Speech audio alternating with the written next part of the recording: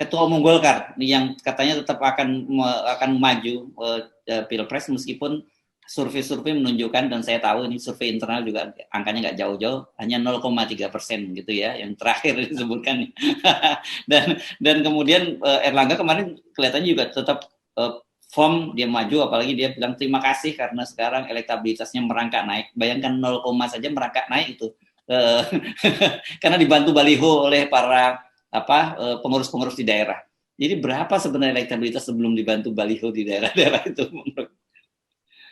Jadi bayangkan orang yang startnya harusnya minimal 7-8% itu kan. Kan dia adalah tokoh Golkar, menteri lagi. Kalau elektabilitasnya 0, sekian itu artinya memang nggak pantas. Kalau orang biasa oke lah itu siapa namanya ini Mardigu mungkin lebih dari itu tuh startnya kan. Apalagi kalau diwawancara oleh FNN tuh. Jadi kita bayangkan tokoh politik yang memimpin partai besar cuma 0,3 dan masih menganggap bahwa oh ya itu kita mau maju.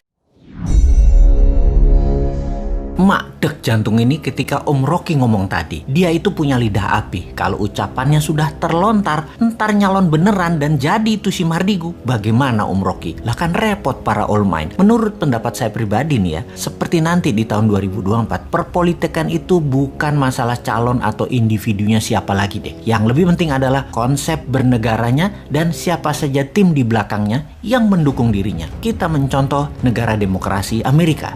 Jangan mencontoh Putin Rusia yang terus ubah undang-undang negaranya hingga saat ini Putin sudah 25 tahun menjabat, lalu dibuat hingga tahun 2036 Putin menjabatnya. Atau Xi Jinping yang awalnya di tahun 2013 adalah orang terpilih Politbiro, lalu di tahun 2017 dia mendapatkan mandat Presiden Tiongkok seumur hidup. Semuanya bukan berdasarkan demokrasi, namun autokrasi, dan tidak terjadi di Indonesia. Karena pemimpin yang sederhana, baik, dan merayat tersebut tidak gila jabatan, tidak ingin 3 kali, tidak ingin menambah 1 periode lagi. Tidak mungkin. Nggak mungkin pemimpin sekarang akan kemaruk jabatan, mabok pujian. Bukan, itu bukan dia. Jadi kita mencoba mencontoh Amerika yang punya 2 aliran besar dalam bernegaranya. Kalau Partai Demokrat, cara kelolaan negaranya adalah heavy on government atau pemerintahnya agak ke kiri, ke sosialis. Kalau Partai Republik atau Republikan, negara hanya regulator atau dikenal dengan heavy on private. Pemerintahnya ke arah kanan, para kaum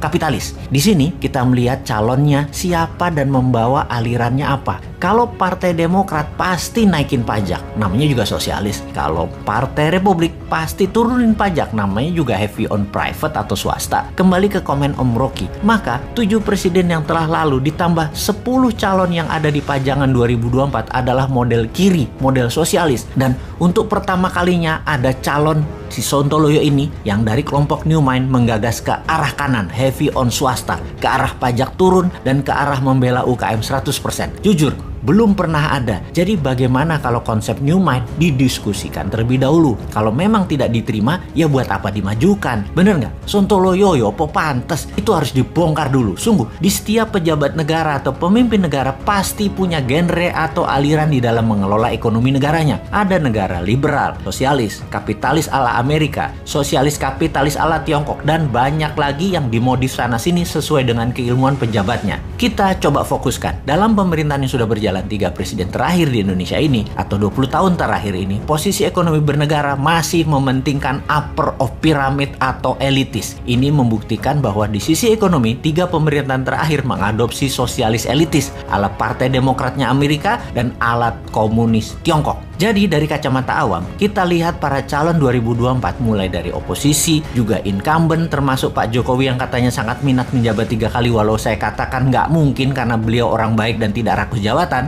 Juga para gubernur yang akan menari di tahun 2024, para tokoh politik kental sekali dengan 3 genre terakhir politik selama 20 tahun terakhir alias sosialis elitis. Sosialis elitis adalah pro BUMN, dan pro-elitis membela oligarki. Di antara semuanya, tidak ada yang seperti New Mind yang pro-kapitalis bawah, kanan bawah, mendukung UKM, juga pro-kiri bawah, sosialis bawah, para buruh, nelayan, petani. New Mind punya new economic model, yaitu bottom of pyramid atau ekonomi akar rumput. New Mind fokus di bottom of pyramid, anti-elitis, anti-BUMN, anti-kapitalis elitis, anti-oligarki. New Mind merangkul sosialis bawah dan sosialis akar rumput, yaitu para buruh, termasuk 6 juta buruh migran yang kerja di luar negeri, semua ada di sini. Dan kapitalis akar rumput atau UKM di sisi bawah kanan juga ada di New Mind. Saat ini buruh dan UKM tertinggal karena memang platform bernegaranya elitis, bukan akar rumput yang di bawah. New Mind untuk membuktikan kontribusi ke ekonomi akar rumput membangun Santara, perusahaan urun dana seperti IDX untuk perusahaan besar melantai di bursa,